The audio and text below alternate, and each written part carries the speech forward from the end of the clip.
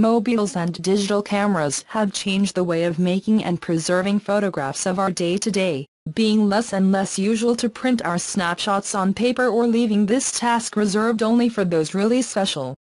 To help us in this task, Epson has put on sale a curious device called FastFoto FF-680W, whose reason for being is basically to digitize our valuable collection of analog photographs. For this scanner has an optical sensor of 600 dpi with a maximum image resolution of 5100 x 21600 pixels that can scan sizes up to A4.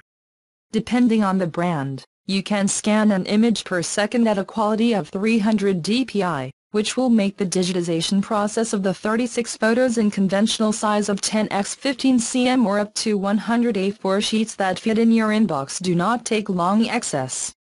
The scanner includes Wi-Fi and a tool that is responsible for uploading the images automatically to the cloud to sites such as Dropbox or Google Drive, as well as a character recognition software that allows searching among the scanned documents.